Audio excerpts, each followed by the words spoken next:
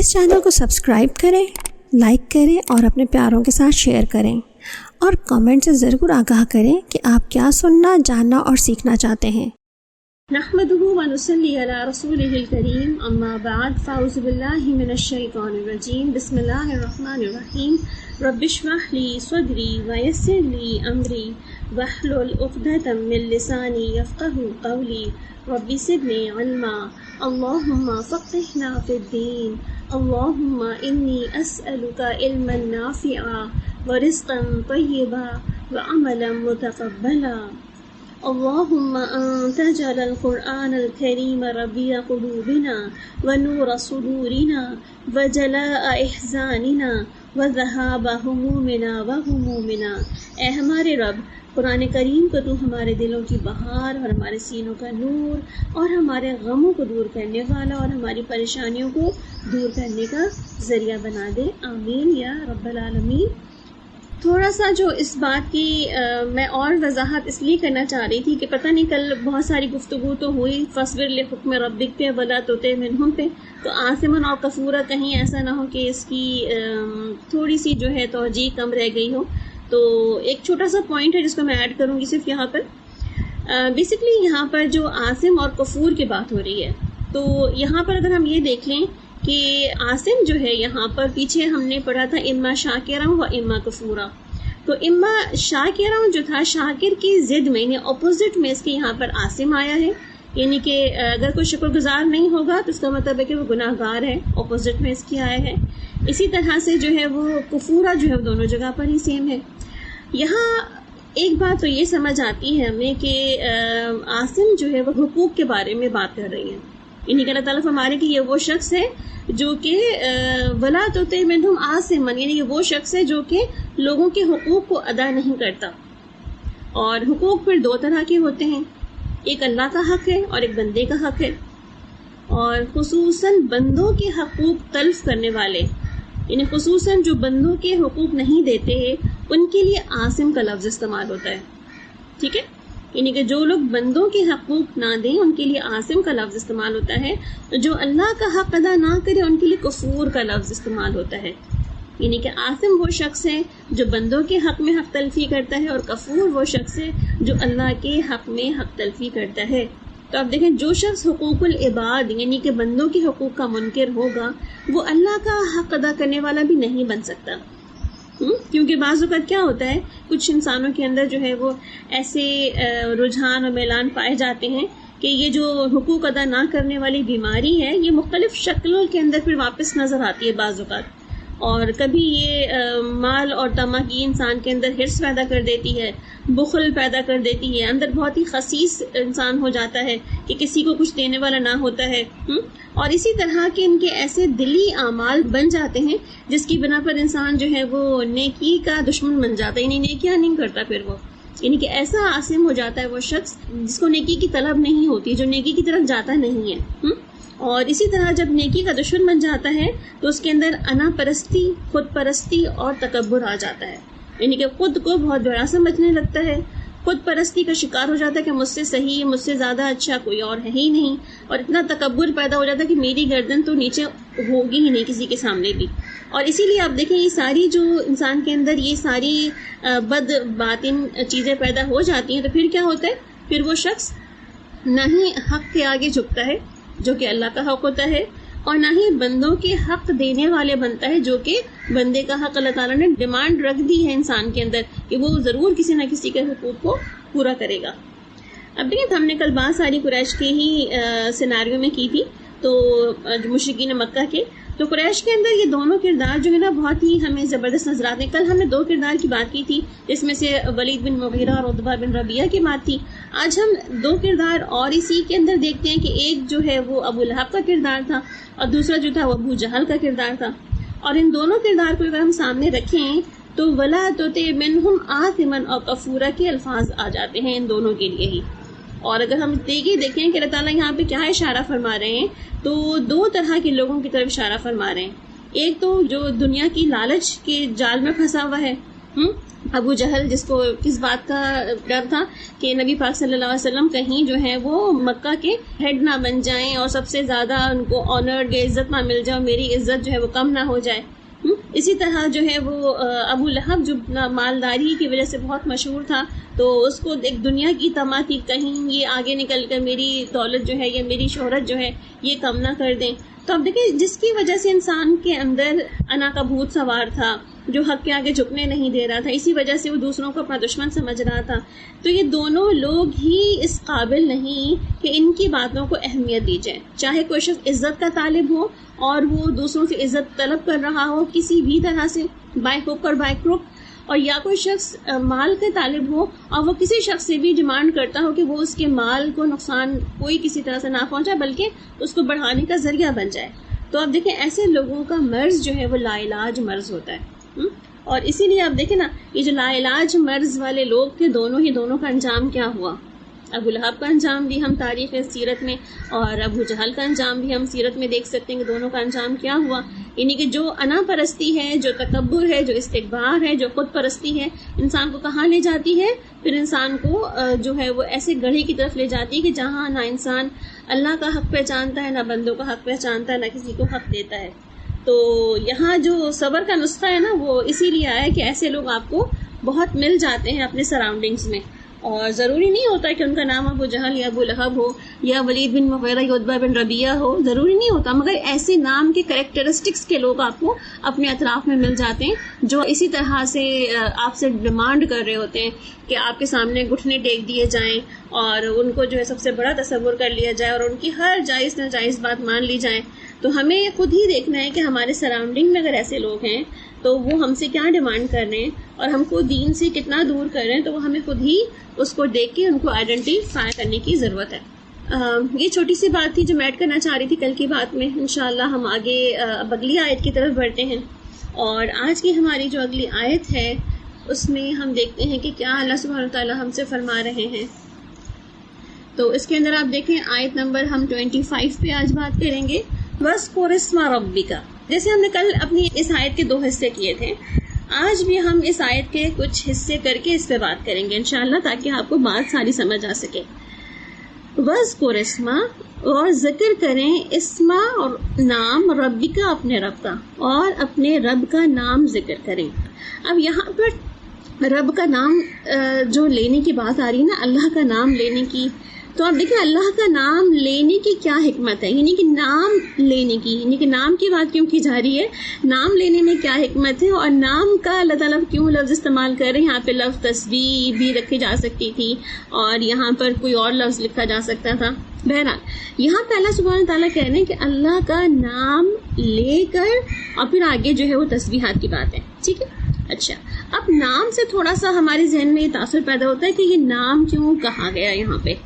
اب نام کی بات کے اوپر دیکھیں اگر، تو اب دیکھیں انسانی علوم کے ساتھ جو ایک چیز جڑی ہوئی ہے وہ کیا ہے، علم الاسماء. اور علم الاسماء کہاں سے آ گئے اس کے اندر، کیونکہ آپ دیکھیں اگر آپ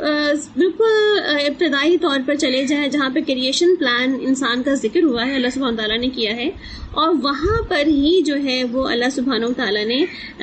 کیا بات کی تھی، انسان کو کیا سکھایا تھا. اللہ تعالیٰ نے آدم علیہ السلام کو اسماء سکھائے تھے. یاد ہے نا سب کو، یا بھی گزرے ہوں گے آپ لوگ قرآن پاک پڑھتے ہوئے ان آیتوں سے، جہاں پر آدم علیہ السلام کی کریشن کی بات ہوئی ہے کہ انی جاعل فی الارض خلیفہ، کہ میں ایک خلیفہ بنانا چاہتا ہوں. اور اس کے بعد اللہ سبحانہ تعالیٰ نے اس خلیفہ کو جو ہے سارے نام سکھا دیے. وہ کون سے نام تھے، ان کو کہا جاتا ہے کہ سارے کے سارے جو نام تھے وہ اسماء تھے. وہ پوری کائنات میں ہونے والے جو بھی چیزیں تھیں کائنات کی، اس کے نام تھے. اس کو آپ یہ کہہ سکتے ہیں کہ ایک سائنٹیفک نالج تھی یا بیسک ٹرمنالوجیز تھیں جس کے بارے میں اللہ سبحانہ تعالیٰ نے آدم علیہ السلام کو پہلے ہی بتا دیا. تو یہاں پہ جو ہمیں پتہ چل رہا ہے کہ انسانی علم کا خاصہ ہے کہ وہ اصل علم الاسماء کی طرف جا کے اس کو بات سمجھ آتی ہے. یعنی سمپل اسم، یعنی کہ ناموں سے وہ الاسماء کی طرف جاتا ہے جہاں پہ اس کو اصل ناموں کی توجیہ سمجھ آتی ہے. اب دیکھیں آدم علیہ السلام کو خلیفہ ارض بنایا گیا، اس کے بعد ان کو اختیار دیا گیا، اور اختیار کے ساتھ ان کو علم بھی دیا گیا تھا جس کی بنا پر فرشتوں تک سے سجدہ کروایا گیا، جس کی بنا پر اس کو اشرف المخلوق بنایا گیا، جس کی وجہ سے اس کو جنوں سے بھی برتر اس کو ایک درجہ دیا گیا۔ تو اللہ تعالیٰ نے یہ سارا مادی علم جو حضرت آدم علیہ السلام کو دیا تھا، یہ پورا کا پورا جو تھا ایک بیسکلی ایک سائنٹیفک نالج تھی، ایک سائنٹیفک علم تھا جو اللہ تعالیٰ نے تمام جو دنیاوی جو اسماء تھے، ٹرمینالوجیز یوز کی جانی تھی بعد میں، وہ سب کا سب بتا دی۔ تو اب دیکھیں، ایک تو یہاں پہ کہا جا رہا ہے وَاذْكُرِ اسْمَ، اور ذکر کریں نام کے ساتھ۔ اب دیکھیں، اللہ کا ایک ذاتی نام ہے اللہ، جس سے ہم سب واقف ہیں۔ اس کے علاوہ اللہ تعالیٰ کے بہت سارے اسماء و صفات بھی ہیں، یعنی کہ کچھ اللہ تعالیٰ کے اسماء ہیں، نام ہیں، دوسرے نام، اور کچھ جو ہیں وہ صفاتی نام بھی موجود ہیں۔ تو اب دیکھیں، یہ اسماء اور صفات کے بارے میں بہت تفصیل موجود ہے کتابوں میں لکھی ہوئی، اور اللہ تعالیٰ کے 99 اسماء اور اس سے کہیں زیادہ اور اسماء کے نام وہاں ملتے ہیں، باقاعدہ ان میں سے ہر ایک کے بارے میں بہت ڈیٹیلز ملتی ہیں کہ اللہ تعالیٰ کا کون سا نام جو ہے وہ کیا کرتا ہے، کیا کہتا ہے، اللہ تعالیٰ اس نام کے ذریعے کیسے اپنی پہچان کرواتا ہے، اپنے انسانوں کو کس طرح اپنے سے آگہی دیتا ہے اپنے ان ناموں اور صفاتوں کے ذریعے سے۔ تو بیسکلی یہ ایک ٹوٹلی ایک ڈفرینٹ علم ہے جس کے اوپر ہمارے بہت سارے جو کلاسیکل اسکالرز نے بہت کام کیا ہے، اور علم اسماء و صفات پہ بے شمار کتابیں لکھی جا چکی ہیں، اور اس کے اوپر جو ہے بہت سارا مٹیریل موجود ہے۔ اگر آپ اس میں علم اسماء و صفات کے بارے میں جاننا چاہیں، پڑھنا چاہیں، تو آپ اس کو بہت زیادہ پڑھ سکتے ہیں۔ آپ عقیدہ واسطیہ پڑھ سکتے ہیں ابن قیم الجوزیہ کی، اس کے علاوہ پھر آپ ابھی جو فقہ القلوب کی بک ہے تویجری صاحب کی، آپ اس میں دیکھ سکتے ہیں علم صفات کی باتیں جو لیٹسٹ کتابیں ہیں۔ اور اس کے علاوہ اولڈ اور اسکالرز کے بارے میں جو ملے تو ہمیں کافی کتابیں اور بھی موجود ہیں، ایون بہت سارے لیکچرز جو ہیں وہ ہمارے پاس موجود ہیں جس کو آپ سن سکتے ہیں۔ بہرحال یہاں پر اللہ تعالیٰ بیسکلی کیا بتا رہے ہیں کہ اللہ کی ذات کے ساتھ اس کی معرفت اور اس کی آگہی کی بات ہو رہی ہے کہ اللہ کا ذکر اس کے نام کے ساتھ کریں۔ اب دیکھیں، معرفت الہی کے اندر بہت ضروری ہے یہ جاننا کہ اللہ کا ذاتی نام کون سا ہے، اللہ کا صفاتی نام کون سا ہے۔ اور آپ دیکھیں کہ جیسے کوئی بھی نام، جیسے ایکس وائی زی آپ دیکھتے ہیں، ہم نے پیچھے پڑھا سمیع بصیرہ، ٹھیک ہے۔ اب سمیع بھی اللہ تعالیٰ کا نام ہے، بصیر بھی اللہ تعالیٰ کا نام ہے، ٹھیک ہے، اور یہی صفات انسان کے اندر بھی اللہ تعالیٰ نے رکھی ہیں۔ مگر جب ہم کہتے ہیں کہ یہ السمیع اور البصیر ہے، تو السمیع اور البصیر کیا کریں گے؟ یہ دونوں ہی اللہ تعالیٰ کے نام بن جائیں گے، اور جب ہم کہیں گے صرف سمیع اور بصیر تو یہ اللہ تعالیٰ کی صفات بن جاتی ہیں، یعنی کہ انہی ناموں کے ساتھ ہی انہی کے صفات کا بھی ذکر ہے۔ فرق صرف کس چیز کا ہے؟ گرامیٹیکلی اگر ہم دیکھیں تو الف لام کا فرق ہے۔ جب الف لام لگ جاتا ہے اللہ تعالیٰ کی صفات کے آگے تو وہ اللہ کا نام بن جاتا ہے، اور اللہ کی صفات کے ساتھ اگر ہم الف لام ہٹا دیں تو اللہ کی وہ صفات بن جاتی ہے، ٹھیک ہے۔ اچھا، اب ہم دیکھتے ہیں کہ آپ دیکھیں ایمان لانے کے لیے ہم نے سب سے پہلے کیا کیا تھا؟ اقرار کیا تھا۔ اقرار بھی کیسے؟ باللسان کیا تھا کہ اللہ تعالیٰ آپ ہی ہیں جو اس کائنات کے رب ہیں، اور ہم آپ پر جو ہے ایمان لاتے ہیں۔ اور اسی لیے آپ دیکھیں کہ ایمان لانے کے لیے 3 چیزیں ضروری ہیں، اس کے اندر پہلی چیز تو تصدیق بالقلب ہے، دوسری اقرار باللسان ہے، اور تیسری جو ہے عمل بالجوارح ہے۔ تو آپ دیکھیں یہاں پر جو ہمیں نام پتہ چلتے ہیں اللہ سبحانہ تعالیٰ کے، اس میں ہمیں ناموں کا اقرار کرنا ہے، یعنی کہ تصدیق بالقلب تو ہے اللہ تعالیٰ کے، ہمیں ان تمام ناموں کا ہم اقرار کرتے ہیں، انکار نہیں کرتے۔ کیوں؟ کیونکہ ہمارے یہاں پر تھوڑا سا عقیدہ جو ہے وہ سمجھ لینے کی ضرورت ہے کہ اللہ کے نام اور اس کی صفات کا ایک عقیدہ ہے کہ ہمیں پتہ ہونا چاہیے کہ یہ نام صرف اللہ تعالیٰ کی ذات کے ساتھ ہی منسوب ہیں، اور ہم اس کو کسی دنیا کے کسی اور شخص کے ساتھ منسوب نہیں کر سکتے۔ یعنی کہ اللہ السمیع ہے اپنے نام کے ساتھ بھی اور اپنی صفت کے ساتھ بھی، مگر دنیا کا کوئی اور شخص کیا وہ السمیع بن سکتا ہے؟ یعنی کہ سمپل سمیع تو وہ ہو سکتا ہے سننے والا، مگر وہ السمیع نہیں بن سکتا، یعنی کہ بہت سننے والا، غائب اور حاضر کو سننے والا، اپنے جو لوگ موجود ہیں ان کو بھی سن رہا ہے، جو لوگ موجود نہیں ان کو بھی سن رہا ہے، جو لوگ کہہ رہے ہیں انہیں بھی سن رہا ہے، جو نہیں کہہ رہے دل میں بات کر رہے ہیں ان کو بھی سن رہا ہے۔ تو ایسا کوئی شخص نہیں ہو سکتا۔ تو اس کا مطلب کیا ہے؟ ہم نے اقرار باللسان بھی کیا کہ اللہ تعالیٰ کی اس صفت کا اپنی زبان سے ذکر بھی کرتے ہیں، یعنی کہ تصدیق بالقلب تو ہے کہ اللہ کی یہ صفات، اس کی یہ نام کسی اور سے مقصود یا کسی اور سے جو ہے وہ اٹیچ نہیں کیا جا سکتے. کوئی اور انہی صفات یا انہی ناموں کا حامل نہیں ہو سکتا جو کہ اللہ سبحانہ تعالیٰ کی ذات ہے. وہ رازق ہے اور اسی لیے ہم کسی اور شخص کو بھی ویسا رازق نہیں سمجھ سکتے جیسے کہ اللہ تعالیٰ کی ذات ہے. ٹھیک ہے. بہرحال یہاں پر پہلی بات تو یہ سمجھ لیں کہ ان ناموں کے بارے میں کہ ان ناموں کا عقیدہ ہمارا مضبوط ہونا چاہیے اللہ تعالیٰ کی ذات کے ساتھ. یہ اللہ کے نام ہیں اور صرف اللہ کو ہی زیب دیتے ہیں. کوئی ان نام اور ان کی صفات کے ساتھ اٹیچ نہیں ہو سکتا، اور جو کرے گا تو وہ شرک کرے گا پھر. ٹھیک ہے. پھر دوسری چیز یہاں پہ کیا ہے؟ اقرار باللسان. جب ان ناموں کا ہم ذکر پڑھتے ہیں تو ان ناموں کو زبان سے ادا بھی کرتے ہیں. اور بہت ساری آپ دیکھیں گے ہماری دعاؤں اور ہماری تسبیحات کے اندر اللہ تعالیٰ کے ان ناموں کا ذکر موجود ہے. یعنی کہ جب ہم اللہ کو پکار رہے ہوتے ہیں کہ یا اللہ، یا رحمان، یا رحیم، یا ذل جلال والاکرام، یا حی یا قیوم، تو ہم کیا کر رہے ہوتے ہیں؟ ان ساری باتوں میں ہم نے کیا کیا؟ ہم نے اللہ تعالیٰ کے بہت سارے جو ہے نام جو ہے وہ لے کر کے اللہ تعالیٰ کے لیے ہم دعا کا آغاز کرتے ہیں، یا اس کو پکار رہے ہوتے ہیں، یا اس کو متوجہ کر رہے ہوتے ہیں اپنے لیے. تو یہ نام کے ساتھ کا دوسرا حصہ ہو گیا. پھر تیسرا حصہ کیا ہے کہ عمل بالجوارح، یعنی کہ جو بھی ہمارے ایمان کا حصہ تھا کہ ہم نے اللہ کی ان ناموں کو ہم نے اپنے لیے سمجھ لیا کہ یہ اللہ کی ہی ذات کے ساتھ جو ہے موجود ہیں اور کوئی اور اس صفات کا حامل نہیں ہو سکتا. اسی طرح سے ہم نے یہ بھی دیکھ لیا کہ زبان سے اقرار بھی ہم انہی ناموں کا کریں گے، ہم کسی اور نئے نام کو ایڈ نہیں کر سکتے. جیسے ہم یہ کہہ دیں کہ اللہ تعالیٰ ڈاکٹر ہے، یہ اللہ تعالیٰ انجینئر ہے، یہ اللہ تعالیٰ جو ہم یہ نام بیسکلی اللہ تعالیٰ ہے، اس نے پوری کائنات بنائی ہے، وہ شفایاب وہی کرتا ہے، مرض وہی دیتا ہے، مگر ہم یہ نہیں کہہ سکتے کہ وہ بیماریاں دیتا ہے، وہ شفایاب کرتا ہے، وہ ڈاکٹر ہے. ہم یہ والے نئے نام اللہ تعالیٰ کو نہیں دے سکتے، ایون کہ اللہ تعالیٰ آلریڈی یہ سارے کام کر رہا ہے. ٹھیک ہے. پھر اسی طرح ہم نے دیکھا کہ اللہ تعالیٰ کو وہی نام دیے جائیں گے جو اللہ تعالیٰ نے ہمیں خود سکھا دیے ہیں، جو ہمیں قرآن نے بتا دیے ہیں، جو ہمیں آپ صلی اللہ علیہ وسلم سے پتہ چلتے ہیں، جو آپ صلی اللہ علیہ وسلم نے ہمیں بہت سی دعاؤں کے ذریعے سکھا دیے ہیں. تو ہمیں جن ناموں کا پتہ ہے انہی ناموں سے ہی اللہ سبحانہ تعالیٰ کو پکاریں گے. اور تیسری چیز ہم کیا دیکھ رہے تھے کہ ہمارے ان ناموں کے متعلق ہمارا عمل کیا کہتا ہے. ہمارے عمل کے اندر کیا چیز موجود ہے. کیا ہم جو کہہ رہے ہیں کہ اللہ السمیع ہے،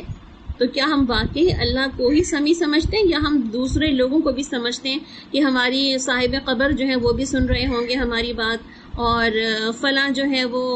ولی بزرگ ہیں یہ بھی سنتے ہوں گے ہماری بات، دنیا سے چلے گئے ہیں زمانہ پہلے، پھر بھی ہماری باتیں سن رہے ہیں اور ہمیں جواب دے رہے ہیں. تو جب ہم عمل کی بات کرتے ہیں اس کا مطلب کیا ہوتا ہے کہ اللہ جیسا سمیع ہے، اللہ جیسا بصیر ہے، اللہ جیسا حاضر و ناظر ہے، ایسا کوئی اور دنیا میں اللہ تعالیٰ نے کسی بھی انسان کو یہ ساری کوالٹی نہیں دی ہے.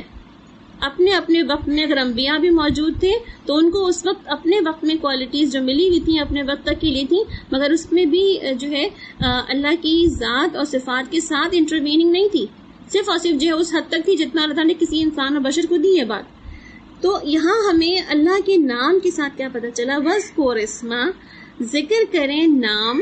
اور اللہ کے نام کے ساتھ ہمارا یہاں پہ ایک عقیدہ ڈیفائنڈ ہو گیا. عقیدہ کیا ہے کہ ہمیں اللہ کے نام کے ساتھ کہ جو اللہ تعالیٰ نے بیسک نالج دی ہے ہم سب کو، جو کہ اللہ کی ذات پہ ایمان لانے کی، تو ایمان کے 3 تقاضے ہم نے دیکھے. پہلا تقاضا کیا تھا کہ تصدیق بالقلب، کہ اللہ کے نام کی تصدیق کرنا،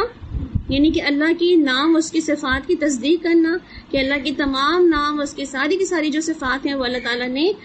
ہمیں بتا دی ہیں، اور ہم تصدیق کرتے ہیں کہ وہ اللہ ہی ہے، اس پہ اس کے علاوہ کوئی اور جو ہے ان ناموں کا جو ہے وہ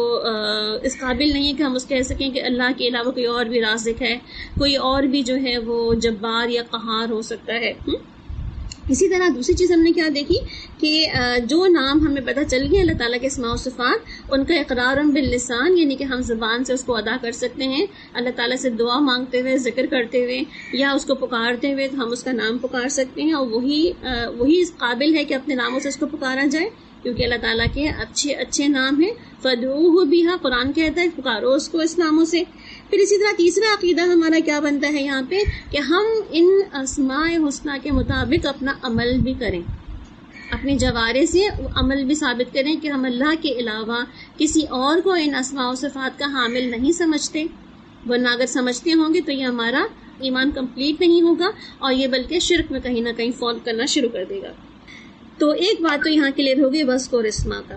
ٹھیک ہے. اور یہاں پر اللہ تعالیٰ فرما رہے ہیں وَاذْكُرِ اسْمَ رَبِّكَ, اپنے رب کا نام لینے کی بات ہو رہی ہے کہ اپنے رب کا نام لیا جائے. اس کا مطلب کیا ہوا کہ جب بھی انسان کوئی دعا کرتا ہے, جب بھی انسان کوئی ذکر کرتا ہے, جب بھی انسان اللہ تعالیٰ کی حمد و ثنا کرنا چاہتا ہے, تو اس میں سب سے زیادہ جو مین فیکٹر ہونا چاہیے اس کی گفتگو کا, اس کی جو دعا کا, یا اس کی التجا کا, یا اس کی مناجات کا, تو اس میں سب سے پہلا حصہ کیا ہونا چاہیے؟ اللہ کے نام کا. ٹھیک ہے. اچھا, پھر آپ دیکھیں جو اس آیت کا دوسرا حصہ, یعنی کہ میں ابھی میں نے جو بات کی کہ ہماری دعا التجا کا پہلا حصہ جو ہے وہ اللہ تعالیٰ کی حمد و ثنا مناجات کا ہونا چاہیے, میں اسی بات کو ابھی اور آگے لے کے جاؤں گی, مگر پہلے دوسرے حصے کی تھوڑی سی وضاحت کرتی چلیں. دوسرا حصہ جو ہے اس کا بکرتاً و اصیلا ہے. بکرا ویسے صبح کا وقت کہلاتا ہے, اور اصیلا جو ہے وہ سپہر کا وقت کہلاتا ہے. اور ان دونوں سے جو ہے وہ ہمارے کلاسیکل اسکالرز, ہمارے سلف صالحین کیا مراد لیتے ہیں؟ اس سے کہتے ہیں کہ یا تو یہ کہ نماز کی بات ہو رہی ہے یہاں پہ, صبح اور شام کی نماز کی بات ہو رہی ہے, جیسے صبح کے وقت میں فجر کی نماز کی بات ہو رہی ہے, صبح کے اذکار کی بات ہو رہی ہے. اسی طرح اصیل کے وقت میں سحر یعنی کہ شام کی نماز کی بات ہو رہی ہے, اور شام کے اذکار کی بات ہو رہی ہے. اور اسی جو ہے وہ اذکار کے اندر پھر بہت ساری چیزیں آ جاتی ہیں, تسبیح آتی ہے, تحمید آتی, تحلیل آ جاتا ہے, اور بہت ساری اور تسبیحات کی طریقہ کار آ جاتے ہیں. ٹھیک ہے. تو ایک تو اس میں جو تفسیر کی جاتی ہے وہ یہ کہ بکرتاً و اصیلا میں صبح اور شام کی نماز کا, یعنی کہ فجر اور عصر کی نماز کا ذکر ہے یہاں پہ, جس کے بارے میں ہمیں بہت پابندی ملتی ہے کہ فجر کی 2 سنتیں جو ہیں وہ دنیا و ما فیہا سے بہتر ہیں. اور جو شخص فجر کی نماز کا اہتمام کرتا ہے اس کے بارے میں بہت سارے انسینٹیوز ہمیں ملتے ہیں کہ وہ جو ہے وہ پورے دن کا آغاز ایک اچھی اللہ تعالیٰ کے ناموں کے ساتھ کرتا ہے, اللہ کے ذکر کے ساتھ کرتا ہے, اللہ کے ساتھ حمد و ثنا کے ساتھ کرتا ہے, اور اس کا پھر باقی پورا دن بھی بہترین گزرتا ہے. اور وہ جنت میں لے جانے والے اعمال کے اندر بھی یہی ہے کہ جو انسان اپنی صبح اور دوپہر کی, اپنی شام کی نماز کی پابندی کرتا ہے. اسی طرح آپ دیکھیں کہ شام کی جو ہماری نماز ہے, یا جس کو ہم سپہر کی نماز, یعنی کہ جس کو ہم نماز عصر کہیں اگر, اور سپہر شام کی نماز میں پھر ہماری مغرب بھی آ جاتی ہے کہیں نہ کہیں. تو آپ دیکھیں اگر ہم اس کو صرف سپہر کی یعنی کہ عصر کی نماز مراد لیں تو اس کا مطلب کیا ہوا کہ ہماری یہ جو نماز ہے, لیکن تو یہ 2 ٹھنڈی نمازیں جو ایک فجر اور ایک عصر کا ذکر ہے, تو عصر کی نماز کے لیے بھی ہمیں قرآن پاک میں جو اللہ تعالیٰ کی طرف صلاۃ وسطیٰ کہا گیا ہے اس کو. اور پھر آپ صلی اللہ علیہ وسلم کی زبانی اگر آپ دیکھیں سنتوں میں تو بہت تاکید کی گئی ہے اس وقت کی نماز کے بارے میں کہ یہ وقت کی نماز جو وہ نہ چھوڑی جائے اور اس کی پابندی کی جائے. اور اس کے بارے میں یہاں تک بھی آپ صلی اللہ علیہ وسلم نے فرمایا ہے کہ اس کا اہل اور مال ضائع ہو گیا جس نے اس نماز کو ضائع کر دیا, یعنی کہ وہ سوتا رہا اور اس نے وہ نماز ادا نہ کی, یا وہ کسی کاموں میں مصروف رہا اس نے نماز ادا نہ کی, یا وہ نماز پڑھنا بھول ہی گیا. تو اللہ تعالیٰ جو ہے یہاں پر ہمیں بکرتوں و اصیلا سے نمازوں کی یاد دہانی بھی کرا رہے ہیں. اچھا, اب دیکھیں نماز جو ہے وہ ایک ایسی شکل ہے عبادت کی کہ جس کا آغاز جو ہے اللہ سبحانہ تعالیٰ نے بہت ابتدا میں کر دیا تھا. کل ہم نے دیکھا نا کہ کس طرح سے جب آپ صلی اللہ علیہ وسلم کو نبوت ملی, اور نبوت ملنے کے بعد جب آپ صلی اللہ علیہ وسلم نے دین پر عمل کرنا شروع کیا تو کہتے ہیں کہ بہت ہی ابتدائی وقت میں نماز کا ایک وہ طریقہ جس کو جبرائیل علیہ السلام نے آ کر نبی پاک صلی اللہ علیہ وسلم کو سکھا دیا تھا, وہ کیا تھا؟ صبح اور شام کی نماز جو کہ 2 رکعت پڑھی جاتی تھی, اور آپ صلی اللہ علیہ وسلم کو نماز کا طریقہ پتہ چل گیا تھا. باقاعدہ نماز جو کہ 5 نمازوں کی بات ہو رہی ہے, تو باقاعدہ 5 نمازوں کی جو بات تھی یہ حکم معراج کے وقت میں, یعنی مکے کے 11 سال جو مکمل ہو رہے تھے, یعنی کہ جب ابتدائی طور پر اسلام شروع ہوا, آپ صلی اللہ علیہ وسلم دین اور دین کی تعلیم و تبلیغ شروع کی, تو اس سے لے کر کے پورے 10 نبوی تک, یعنی کہ 10 جو ہے وہ مکی دور تک, اس وقت تک کوئی باقاعدہ 5 نمازوں کے سلسلے نہیں تھے. بس یہ بکرتاً و اصیلا 2 ہی وقت کی نماز تھی, صبح اور شام کی. اور اسی کو جو ہے جبریل علیہ السلام نے آ کے نبی پاک صلی اللہ علیہ وسلم کو سکھا دی تھی, اور آپ صلی اللہ علیہ وسلم بھی یہی نماز پڑھا کرتے تھے. اس کے بارے میں ہمیں قرآن پاک میں جو بکرت و وسیلہ کے بارے میں بار بار یاد دہانی ملتی ہے. اس کے علاوہ آپ اگر سیرہ پڑھنا شروع کریں تو وہاں پر آپ صلی اللہ علیہ وسلم سے بھی ہمیں بہت ساری حکایات ملتی ہیں کہ آپ صلی اللہ علیہ وسلم ایک بار جو ہے حرم پاک گئے صبح کے وقت میں, اور اس وقت جو ہے آپ کے ساتھ حضرت خدیجہ رضی اللہ عنہ موجود تھیں, آپ کے ساتھ جو ہے حضرت علی رضی اللہ عنہ موجود تھے, اور آپ نے جا کے وہاں پہ نماز پڑھی, جماعت کی, اور واپس آئے. تو یہ 2 رکعت کی نماز کی جو ایک پابندی تھی وہ حرمین میں آپ کرتے تھے, تو ان کے بارے میں بھی ہم بہت سے واقعات مل جاتے ہیں. تو اس وقت جو تھی وہ 2 ہی وقت کی نماز ہمیں نظر آتی ہے, جو نبوت کے 1 to 10 ایئرز تک نظر آتی ہے ہمیں, کہ اتنی سالوں میں صرف 2 ہی وقت کی نماز جو تھی پڑھی جاتی تھی. اس کے بعد ہم دیکھتے ہیں جب معراج کا وقت ہوتا ہے، جب آپ صلی اللہ علیہ وسلم معراج پہ جاتے ہیں تو معراج کے وقت کا جو تحفہ ملتا ہے اس وقت وہاں پھر 5 نمازیں فرض ہوتی ہیں. ٹھیک ہے، تو آپ یہ کہیں کہ جی ان آیتوں میں کوئی کانٹرڈکشن پایا جاتا ہے، کہیں پہ اللہ تعالیٰ کہہ رہے ہیں کہ 2 ہی وقت کی نماز ہے اور کہیں پہ بات ہوتی ہے کہ جی 5 وقت کی نماز پڑھیں. تو یہاں پہ کوئی کانٹرڈکشن نہیں ہے. بات ساری صرف اتنی ہے کہ نبی پاک صلی اللہ علیہ وسلم کی فرض نماز ہونے سے پہلے کی جو بات تھی وہ اس وقت کی 2 ہی نمازوں کے اوقات تھے، مگر بعد میں جب آپ صلی اللہ علیہ وسلم معراج پہ گئے تو اس کے بعد وہاں پہ 5 نمازوں کا تحفہ ملا تھا. اور یہی جو 5 نمازیں ہیں ہماری، آپ دیکھیں اس میں سے اگر ہم بکرا میں جو ہے صبح کی نماز جو ہے ہماری، اس میں اگر ہم جو ہے ارلی سحری کی نماز میں لائیں تو تہجد کی نماز بھی اٹیچ ہو جاتی ہے. اور اگر ہم وسیلہ کی نماز میں مزید اٹیچ کریں تو آپ دیکھیں کہ یہاں پر ہماری جو ہے وہ سحر اور ساتھ مغرب کی نماز بھی اٹیچ ہو جاتی ہے. تو پھر ہماری کیا رہ جاتی ہے نماز بیچ میں، ایک ظہر کی اور ایک رات کی عشاء کی. تو رات کی نمازوں کے بارے میں قرآن پاک میں کہیں اور ذکر موجود ہے کہ ابھی ہم اس کو انشاءاللہ اپنی آگے والی آیت میں بھی دیکھیں گے اس کو، کہ جہاں پہ رات کی نماز کا ذکر ہے. اور جہاں رات کی نماز کا ذکر آتا ہے تو رات کی نمازوں کے اندر فجر بھی بعض اوقات فال کرتی ہے اور بعض اوقات جو ہے اس کے اندر جو ہے عشاء بھی فال کر جاتی ہے. ٹھیک ہے، اس کو انشاءاللہ ہم آگے دیکھیں گے. تو بکرۃ وسیلہ میں آپ نمبر 1 پہ کیا رکھیں؟ نماز. جیسے کل ہم ابن باز کے بارے میں پڑھ رہے تھے، نہیں پرسوں ہم ابن باز کے بارے میں پڑھ رہے تھے کہ ابن باز کا جو ایک سینگ تھی، انہوں نے کیا کہا تھا کہ بہت ساری جو ہم نفلی چیزیں کر رہے ہوتے ہیں، تسبیحات اور اذکار کر رہے ہوتے ہیں، انہوں نے کہا کہ ان بہت سی تسبیحات اور اذکار سے زیادہ بہتر ہے کہ انسان جو ہے وہ 2 رکعت نفل پڑھے اور اس نفل میں قرآن پڑھے. جیسے ہم نے قرآن کی فضیلت پہ بات ہو رہی تھی نا، تو اس میں ہم نے یہ بات پڑھی تھی. تو اس کی ایک اپنی جگہ ہے کہ جو نفل میں انسان قرآن پاک پڑھتا ہے، یعنی کہ بہت سارے جو ہے تسبیحات کی جگہ قرآن پڑھ لے، ان کی ایک اپنی وہ تھی تھاٹ اس کے اندر کہ قرآن زیادہ ویلیویبل ہے تو اس کو پڑھ لیا جائے. بٹ اٹ سیلف آپ دیکھتے ہیں کہ ہم اللہ تعالیٰ نے اذکار کی بھی ایک اپنی جگہ رکھی ہے، جس کی وجہ سے اللہ تعالیٰ نے قرآن پاک میں بے شمار جگہوں پہ اذکار کا ذکر کیا ہے، جس میں سے ہم آج 2 پہ بات کرنے جا رہے ہیں انشاءاللہ.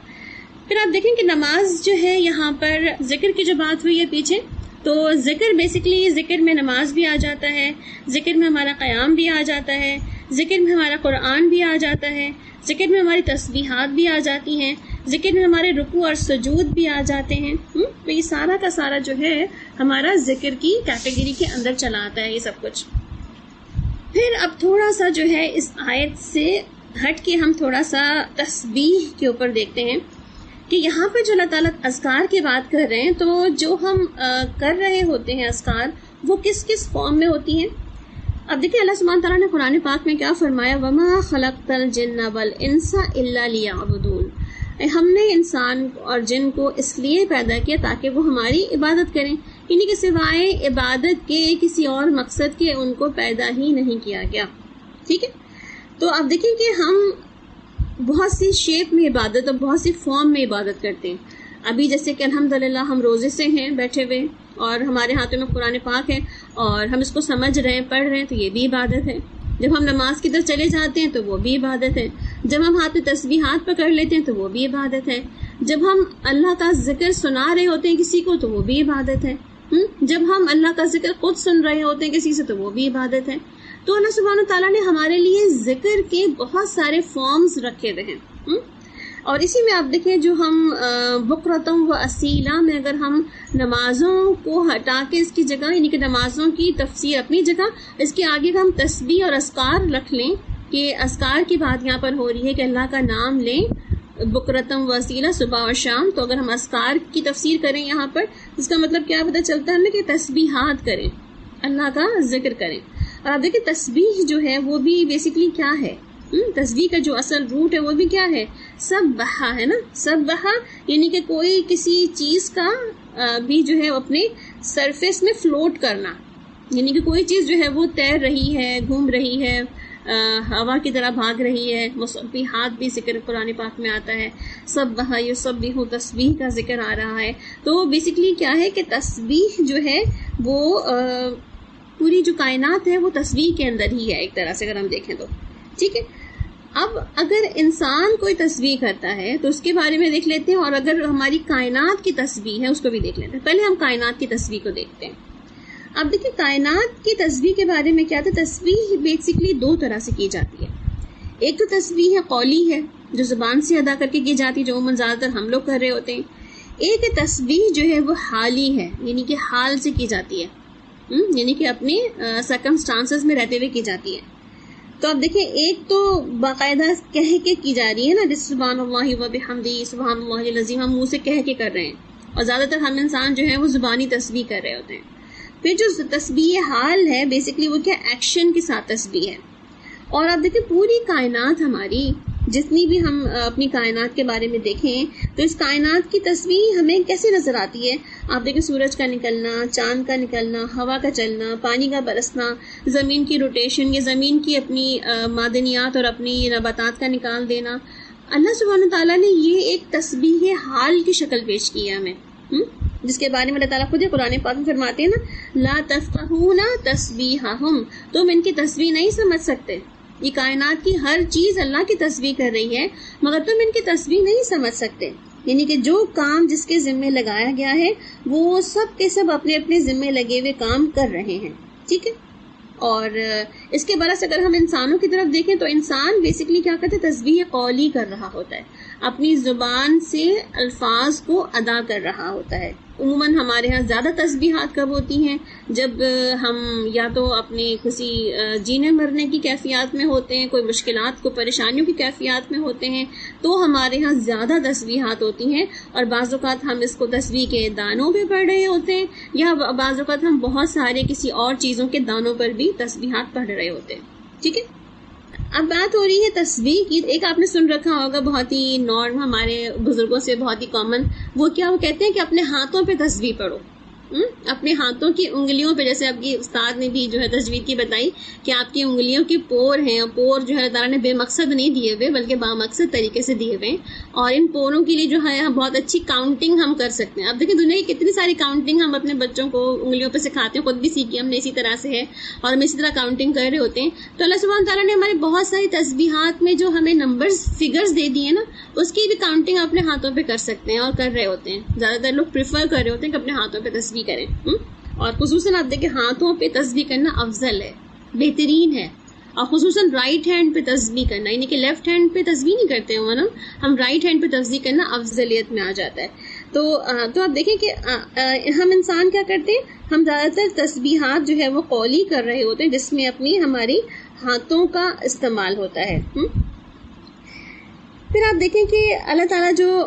باقی کائنات کی تسبیحات کے بارے میں بتا رہے ہیں کہ ان کی تسبیح کو تم سمجھ نہیں سکتے، تو آپ دیکھیں کہیں نہ کہیں اللہ سبحانہ تعالیٰ نے وہ ہمیں ایکسپلین بھی کر دیا کہ تم سمجھ نہیں سکتے مگر وہ تسبیح کر رہے ہیں. ان کی تسبیح کہیں نہ کہیں قولی بھی ہو رہی ہے بٹ ہم اس کو سن نہیں سکتے. اور اس کے بارے میں ہمیں کہاں سے ایویڈنس ملتا ہے. آپ دیکھیں آپ نبی پاک صلی اللہ علیہ وسلم کی سیرت کو اٹھائیں اگر، تو آپ صلی اللہ علیہ وسلم نے بہت سی جگہوں پہ،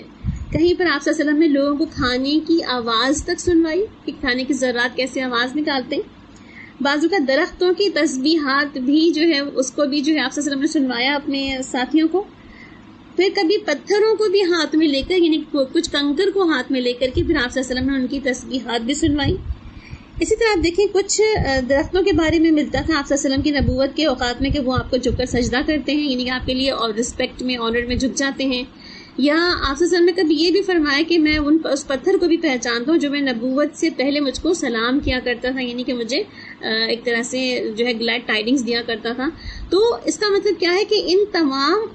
جتنے بھی کائنات کے اللہ تعالیٰ نے دوسرے عوامل رکھے ہیں، ان کی اٹ سیلف تسبیح حال کی جگہ تسبیح قول بھی موجود ہے، but we can't understand them. لا تفقہون تسبیحہم، ہم ان کی تسبیح کو سمجھ نہیں سکتے مگر ان کی تسبیح قول بھی موجود ہے. ٹھیک ہے.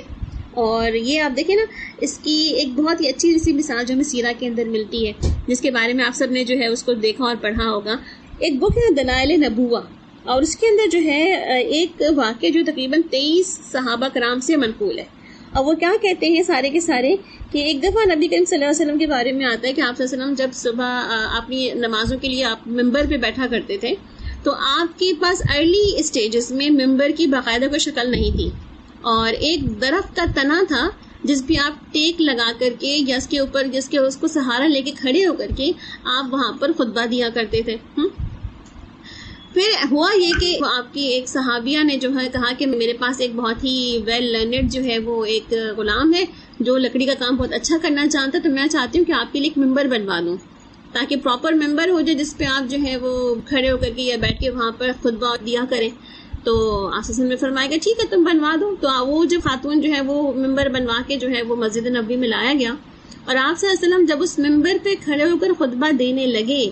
تو کہتے ہیں کہ وہ جو درخت کا تنا جو وہاں لگا ہوا تھا ویسا ممبر پہلے کے طور پہ، جس پہ نبی پاک صلی اللہ علیہ وسلم کبھی ٹیک بھی لگا لیا کرتے تھے، کبھی جو ہے وہ ہاتھ رکھ کے کھڑا ہوا کرتے تھے، کبھی اس کے پاس ہوا کرتے تھے، تو باقاعدہ وہ رونے لگا۔ اس کے بارے میں روایت ملتی ہے کہ اس کی بچے کی طرح کے رونے کی آواز ایسی تھی کہ ہچکیوں سے جیسے کوئی رو رہا ہو، اور باقاعدہ جو ہے اس کی آواز سنی گئی کہ وہ اتنی ہچکیوں سے رو رہا تھا۔ جب اس کے پاس آپ صلی اللہ علیہ وسلم گئے، اس پر ہاتھ رکھا، اس کو چپ کرایا، اس کو جو ہے وہ ایک طرح سے جو ہے وہ تسلی دی۔ تو آپ دیکھیں کہ بعض اوقات کیا ہوتا ہے کہ وہ چیز جو تھی وہ آپ صلی اللہ علیہ وسلم کو مس کر رہی تھی،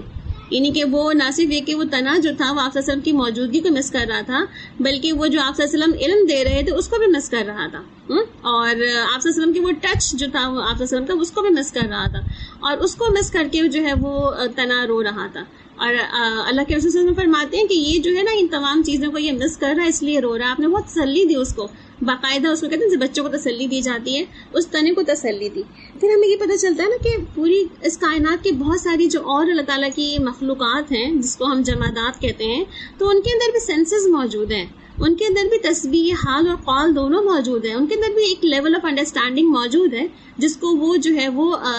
سمجھ رہے ہوتے ہیں۔ تو ایسا نہیں کہ ہم کہہ سکتے کہ سارے کے سارے جو ہیں وہ صرف انسان ایک اشرف مخلوق ہے جس کے پاس سمجھ اور عقل ہے، باقی کسی کائنات کے کسی ذرے کے پاس عقل نہیں ہے، ایسا نہیں ہے۔ آپ ایون اگر آپ کسی چونٹی کو دیکھیں اور چونٹی جہاں کہیں کسی چل کے جا رہی ہے، آپ اس کے آگے رکاوٹ ڈال دیں تو کیا کرتی ہے؟ اپنا راستہ بدل لیتی ہے۔ پھر آپ اس کو وہاں سے چلنے سے روک دیں اور پھر اپنا راستہ بدل لیتی ہے۔ آپ اس کو روکتے جائیں وہ اپنا راستہ بدلتی جاتی ہے، اور ایٹ دا اینڈ جب وہ بالکل ہی جو ہے وہ زچ ہو جاتی ہے کہ وہ اب اس کو کوئی چارہ نہیں، تو پھر کیا کرتی ہے؟ پھر وہ جو آپ جس چیز سے اس کو روک رہے ہوتے ہیں اس پہ چڑھ کے پھلانگنے کی کوشش کرتی ہے وہ۔ تو بیسکلی کیا یہ سب آبزرویشنز ہے نا کہ انسان اگر آبزرو کرے تو اللہ تعالیٰ نے اس کائنات کے بہت ساری جو اللہ تعالیٰ کی جو مخلوقات ہیں ان سب کو کسی نہ کسی فارم میں عقل اور سینس دے رکھی ہے۔ اور آپ وہ بھی واقعہ یاد کریں کہ جب حضرت سلیمان علیہ السلام کی حکومت تھی اور وہ ہدہد جو ہے وہ ایک پوری قوم سبا کے بارے میں جو سٹوری لے کر آتا ہے کہ ایک ملک سبا میں ایک خاتون ہے جو وہاں کی اس کی ہیڈ ہیں، اور کس طرح وہ لوگ جو ہے وہ ایک طرح سے سورج کے پرستار ہیں اور اللہ کو نہیں جانتے، تو وہ کیا کہتا ہے کہ یہ لوگ اللہ کے علاوہ کسی اور کو سجدہ کرتے ہیں جبکہ اللہ ہی جائز حقدار ہے اس کو سجدہ کیا جائے۔ یعنی کہ اس پرندوں کو پتا ہے کہ تسبیح کس کی ہوگی، ذکر کس کا ہوگا، سجدہ کس کا ہوگا، کس کے آگے جھکنا ہوگا، کس کے آگے نہیں جھکنا ہوگا۔ تو ہم انسانوں کو نہیں پتا ہوتا، مگر اللہ تعالیٰ کی ساری کائنات کو پتا ہے کہ اللہ کا نام کیسے لینا ہے، اللہ کا ذکر کیسے کرنا ہے، تسبیح حال کیا ہے، تسبیح قول کیا ہے، یہ اس کو زیادہ پتا ہے۔ ٹھیک ہے، پھر آپ دیکھیں کہ اللہ سبحانہ و تعالیٰ ہمیں کیا بتا رہے ہیں کہ جیسے کہ ہر مخلوق تسبیح کر رہی ہے، ہر مخلوق کی اپنی اپنی تسبیحات ہیں اور اپنے ہی عمل کے مطابق ہے۔ اب دیکھیں ہم اگر اپنی تسبیحات کا جائزہ لیں، جیسے کہ ہم اپنی تسبیحات کر رہے ہوتے ہیں، صبح و شام کر رہے ہوتے ہیں، اور ہم دیکھیں کہ کیا جو مخلوق کی تسبیح ہے جو قول اور حال دونوں سے نظر آتی ہے، کیا ہماری تسبیح بھی ہمارے قول اور عمل دونوں سے نظر آتی ہے؟ یعنی کہ جو ہم کہہ رہے ہوتے ہیں وہی ہمارے عمل میں ہوتا ہے، یعنی کہ ہم باقاعدہ پروف کر سکتے ہیں کہ ہم نے اگر لا الہ الا اللہ کہا ہے تو کیا وہ ہمارے عمل سے بھی لا الہ الا اللہ ثابت ہے، یا ہمارا دل جو ہے وہ انوالو ہے اس عمل کے اندر جو ہم کر رہے ہیں۔ تو اللہ سبحانہ وتعالیٰ ہمیں یہاں پر کیا بتا رہے ہیں کہ ہر انسان کی جو تسبیح ہوتی ہے اس تسبیح میں وہ کس حد تک اپنی تسبیح کو انٹرنلائز کرتا ہے، یعنی کتنا وہ اپنے دل کے اندر محسوس کرتا ہے، کتنا وہ اس کو عمل سے ریفلیکٹ کرتا ہے۔ اور صحابہ کرام کے بارے میں ہمیں کیا پتہ چلتا ہے کہ ان کی جو تسبیح ہوتی تھی ان کی دل کی موجودگی کے ساتھ ہوتی تھی، دل کے اندر پیوست ہوتی تھی ان کی وہ بات کے جو کہہ رہے ہوتے تھے۔ جس طرح عبداللہ بن مسعود رضی اللہ عنہ کے بارے میں ملتا ہے کہ وہ بہت تلاوت کرنے والے تھے اور بہت ہی خوبصورت تلاوت کیا کرتے تھے، بلکہ نہ صرف ان کے بارے میں آتا کہ وہ تلاوت اچھی کرتے تھے، بلکہ تلاوت کے علاوہ ان کے بارے میں آتا ہے کہ چلتے پھرتے قرآن پر عمل کرنے والے تھے، اور ایسا عمل کرنے والے تھے کہ آپ کہہ سکتے ہیں کہ وہ اپنے بارے میں کہتے تھے کہ قرآن کی کون سی آیت کہاں کب کیسے نازل ہوئی یہ مجھ سے پوچھ لو. یعنی کہ ان کو بہت اچھی طرح سے اس کے بارے میں علم ہے کہ وہ قرآن کے بارے میں ہر آیت کے بارے میں بتا سکتے ہیں کہاں کب اور کیسے نازل ہوئی. اور اس کے علاوہ آپ دیکھیں کہ جہاں عبداللہ بن مسعود کے بارے میں آتا ہے کہ حضرت عمر فاروق رضی اللہ عنہ نے اپنے زمانے میں ان کو کوفہ کی طرف گورنر بنا کر بھیجا تھا. اور کہتے ہیں کوفہ اپنے ان ڈیز میں جبکہ حضرت عبداللہ بن مسعود جو تھے وہاں کے گورنر تھے تو کہتے ہیں کہ وہ ایک طرح کا شہر نا قرآن کی قرات کا شہر بن چکا تھا. یعنی کہ اتنے کم ٹائم پیریڈ میں جو کہ عبداللہ بن مسعود کی وہاں پر گورنرشپ میں رہا تو کہتے ہیں اتنے کم عرصے میں عبداللہ بن مسعود نے جو ہے وہ کہتے ہیں کہ پورے کوفہ کو جو ہے وہ صرف قرآن پڑھنے سمجھنے اور علم کی جستجو میں لگا دیا تھا. اور ہر ایک کی گفتگو ہوتی تھی باقاعدہ قرآنی الفاظ میں. جیسے ایک قافلہ جو ہے وہ آتا ہے عمر فاروق رضی اللہ عنہ سے ملاقات ہوتی ہے اس قافلے کی ایک جگہ پر تو وہ قافلے کے لوگوں سے پوچھتے ہیں کہ تم لوگ کہاں سے آ رہے ہو تو وہ کہتے ہیں ہم فجن عمیق سے آ رہے ہیں. قرآن کی ٹرمینالوجی یوز کر رہے ہیں کہ ہم بہت دور سے آ رہے ہیں. تو انہوں نے کہا کہ پھر کہاں جانے کا ارادہ رکھتے ہو تو کہا نا بیت العتیق جا رہے ہیں یعنی کہ ہم کعبۃ اللہ جا رہے ہیں عمرہ یا حج کرنے کے لیے. تو انہوں نے کہا کہ تمہارے درمیان کون ایسا شخص ہے جو تمہیں قرآن پڑھاتا اور سکھاتا ہے. تو انہوں نے کچھ اور سوال بھی کیے عمر فاروق رضی اللہ عنہ نے اسی طریقے سے. پھر انہوں نے خود ہی گیس کیا کہ گیس واٹ کہ کہیں تمہارے اندر عبداللہ بن مسعود تو موجود نہیں. تو انہوں نے کہا کہ ہاں ہمارے درمیان عبداللہ بن مسعود موجود ہے ہمارا قافلہ کوفہ سے آ رہا ہے اور ہم جو ہے وہ بیت اللہ کی طرف جا رہے ہیں. تو آپ دیکھیں کس طرح جو ہے انہوں نے اپنی گورنرشپ میں اپنے ساتھ رہنے والے لوگوں کو قرآن کی ایک انسیت قرآن کی نالج اور لینگویج اس طرح سے ان کے اندر انکلکیٹ کر دی تھی کہ وہ ان کی عام گفتگو میں بھی قرآن کے الفاظ نکلا کرتے تھے. سبحان اللہ. تو اس طرح آپ کہتے ہیں نا کہ کوئی بھی چیز قول اور حال میں کب آ جاتی ہے کہ جب انسان اس کے اندر خود ڈیپلی انوالو ہو اور جہاں وہ رہتا ہو اپنے سراؤنڈنگز کو بھی ڈیپلی انوالو کر لے. یہ تو ٹو وے ہے نا انسان کا کہ جو سیکھ رہا ہے وہ سکھانے والا بن جائے جو جانتا ہے وہ دوسروں کو جو ہے بتانے والا بن جائے. اور یہی تو اس کا عمل ہے کہ وہ دوسرے ریفلیکٹ کریں دوسرے بتائیں او ہو آپ لگتا ہے کہ فلاں کی اسٹوڈنٹ ہیں. آپ کی زبان سے اور آپ کے لہجے سے سب سے پتہ چل رہا ہے کہ آپ فلاں کی اسٹوڈنٹ ہیں. یعنی کہ آپ بتا سکتے ہیں کہ لوگ آپ کو آپ کے استاد کو پہچان جائے اچھا آپ انہوں نے فلاں سکھایا ہے آپ کو بہت کچھ. الحمدللہ. تو آپ دیکھیں کہ یہ بیسکلی کیا ہے کہ ہماری تسبیحات کو یا ہمارے ذکر کو جو ہم کر رہے ہوتے ہیں اس کو ہمارے نہ صرف ایک دل کا حصہ ہونا بلکہ ہمارے قول سے ادا بھی ہونا اور ہمارے حال سے ریفلیکٹ بھی ہونا. ہمارے ذکر کے تینوں اسٹیپس ہونے چاہیے.